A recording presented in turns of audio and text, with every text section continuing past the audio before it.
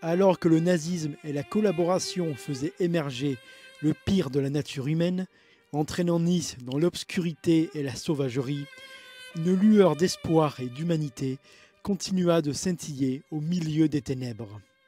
Une lueur entretenue par des femmes et des hommes qui, à leurs risques et périls, par devoir d'humanité, vont sauver la vie d'hommes, de femmes et surtout d'enfants. Cette vidéo, en 2 parties, racontera leur histoire.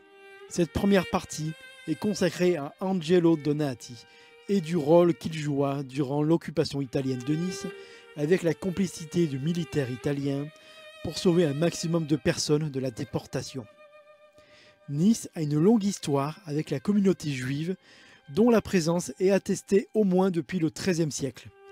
La maison de Savoie va leur laisser plus ou moins certaines libertés, et ce, malgré les directives du pape. Parmi toutes les personnes fuyant les persécutions à travers l'Europe médiévale et trouvant refuge dans le comté de Nice, nombreux seront les Juifs d'Europe et du bassin méditerranéen.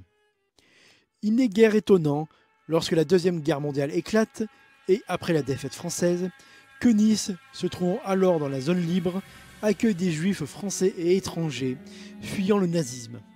Entre 1940 et 1942, leur nombre dans les Alpes-Maritimes va presque tripler, passant de 5 000 à 13 000 personnes, et ce, malgré la collaboration du régime vichyste et des lois antisémites promulguées par Pétain qui s'appliquent aussi à Nice. Quand les Italiens vont occuper Nice et les Alpes-Maritimes à partir de 1942, une situation tout à fait inattendue va se produire pour les Juifs présents. Car malgré la politique raciste et anti-juive du régime fasciste, malgré la répression impitoyable de l'OVRA contre les opposants politiques et les résistants, l'armée italienne à Nice et dans les zones qu'elle occupe va étonnamment protéger les Juifs en redoublant d'ingéniosité pour éviter leur déportation. Les Italiens vont par exemple annuler les mesures anti-juives prises par Vichy au prétexte qu'elles ne s'appliquent pas dans les zones qu'elle occupe. Les Italiens vont aller jusqu'à poster des carabiniers devant la synagogue de Nice pour protéger les fidèles des agressions commises par la milice française. Et vis-à-vis de l'allié allemand, les Italiens trouvent toujours des excuses et des combines pour repousser aux calendes grecques les injonctions des nazis réclamant à corps et à cri des rafles et des déportations. Alors pourquoi ? Pourquoi les Italiens, malgré la nature raciste et antisémite du régime fasciste, vont protéger les Juifs ? Difficile à dire.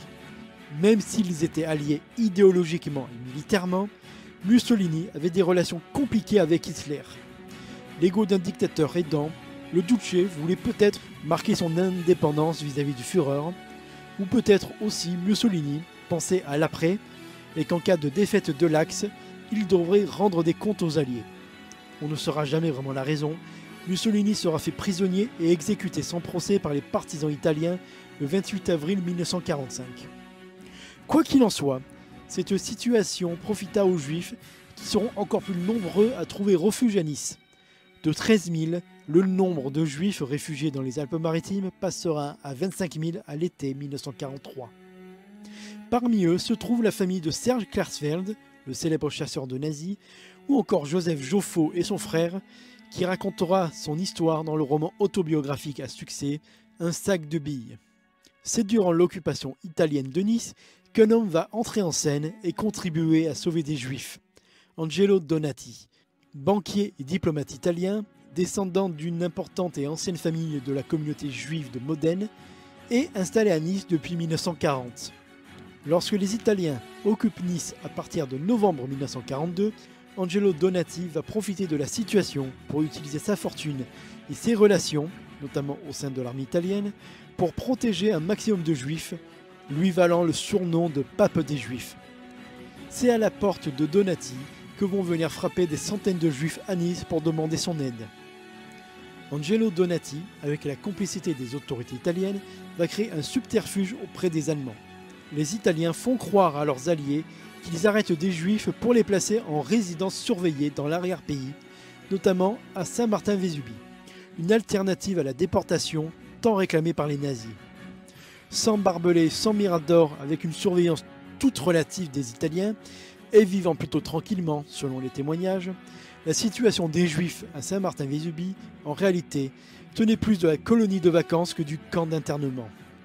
Sans enfant, Angelo Donati va adopter 2 enfants juifs allemands, Marina et Rofl, dont les parents sont morts dans les camps. Angelo Donati met aussi au point le projet ambitieux d'évacuer des milliers de Juifs en Terre Sainte, alors sous mandat britannique, avec l'appui du Vatican et des Alliés, et même du gouvernement italien dirigé par le maréchal Badoglio depuis la destitution de Mussolini. Mais l'annonce de l'armistice entre l'Italie et les Alliés en septembre 1943 fait avorter ce projet. Les Allemands vont investir les zones précédemment occupées par les Italiens et occupent aussi l'Italie du Nord. Angelo Donati, n'étant pas à Nice à ce moment-là, échappe à l'arrestation et va réussir à fuir en Suisse, où il restera jusqu'à la fin de la guerre. Ne pouvant plus aider les Juifs à Nice et sans nouvelles de ses proches, ses enfants seront cachés par le valet de chambre de Donati quand ce dernier doit fuir en Suisse. Après la guerre, il deviendra diplomate pour le compte du gouvernement italien et reprendra ses activités bancaires et adoptera officiellement et légalement Marina et Rofl. Angelo Donati s'éteindra en 1960 à l'âge de 75 ans. Lorsque les Allemands vont occuper Nice, un homme et une femme vont monter un réseau avec pour objectif de sauver des enfants juifs. Ce sera le réseau Marcel.